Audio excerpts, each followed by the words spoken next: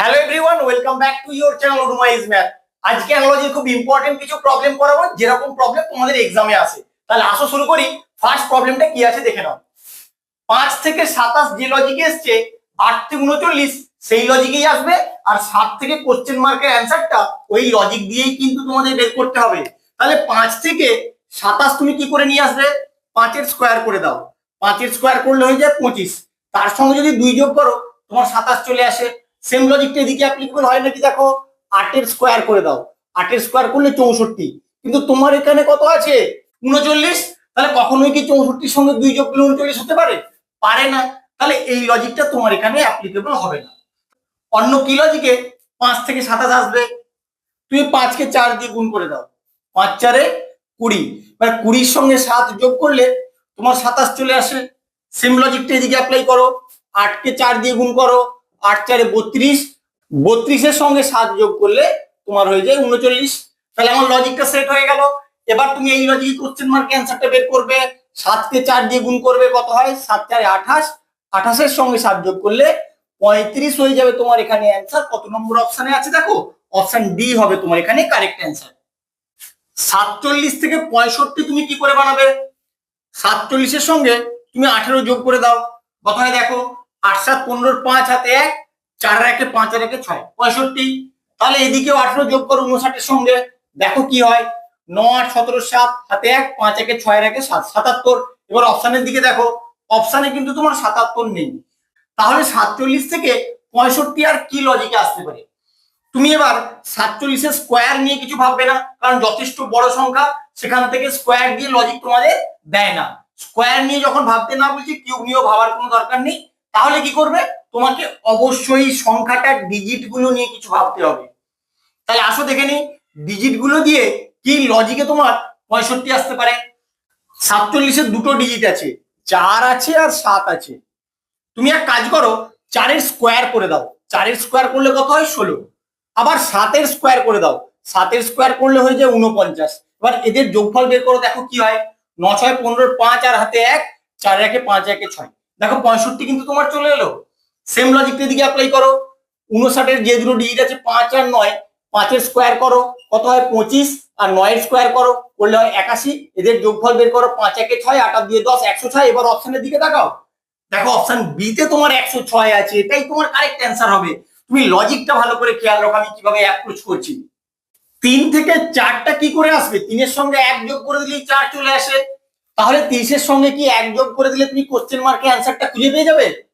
কিন্তু অপশনে তোমার 31 নেই। তাহলে এত সোজা লজিক তোমাদের দেয় না, সেটা তোমরা জানো। তাহলে কিভাবে করবে? 3 থেকে 4 আর কি লজিকে আসতে পারে? তুমি 3 কে 2 দিয়ে গুণ করে দাও, কত হয়? 3 দুগুণে 6। আমি এভাবে করে দেখি, যদি অ্যান্সার না আসে আমাকে আবার অন্য লজিক অ্যাপ্লাই করতে হবে। এবার এখান থেকে যদি তুমি 2 বিয়োগ করে দাও, তাহলে কিন্তু তোমার 4 চলে আসে। সেম লজিকটা এদিকেও অ্যাপ্লাই করো। 30 কে আমি 2 দিয়ে গুণ করে দেবো, কত হয়? 60। এবার 60 থেকে 2 বিয়োগ করো, 58 হয় তোমার এখানে অ্যান্সার। এবার দেখো 58 তোমার অপশনে আছে কি নেই। দেখো 58 কিন্তু তোমার অপশন সি তে আছে। এটাই তোমার অ্যান্সার হবে। 56 থেকে 41 তুমি কি করে নিয়ে আসবে?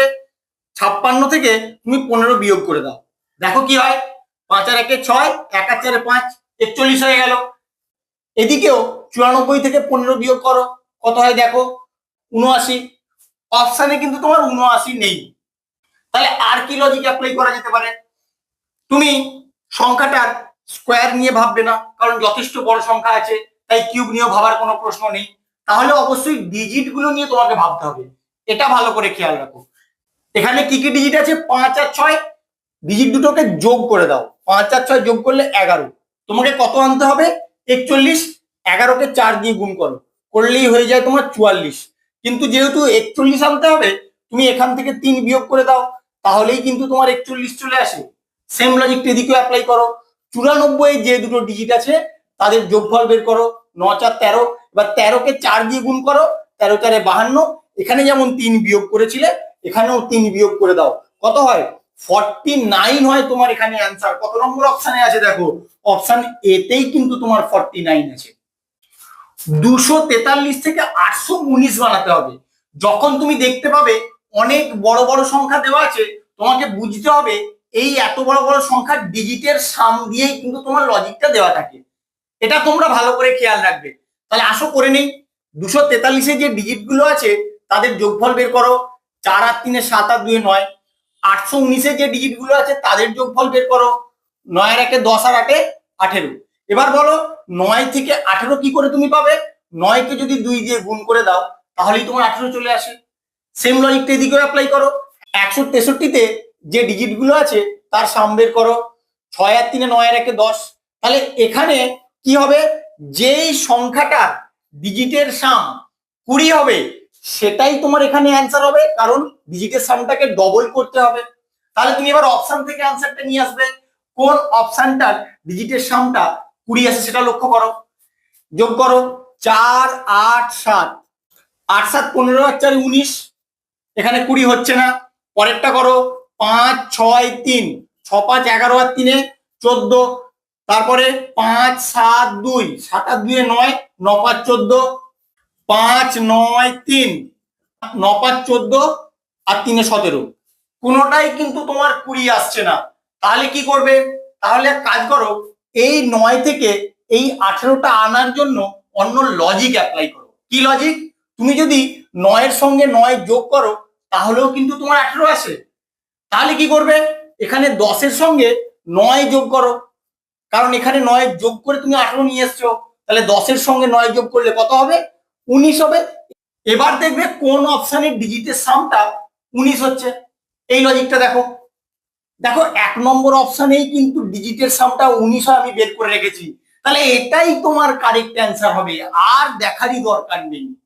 তাহলে কত? 487 হবে তোমার এখানে অ্যান্সার। 7 থেকে 2টা কি করে আসবে?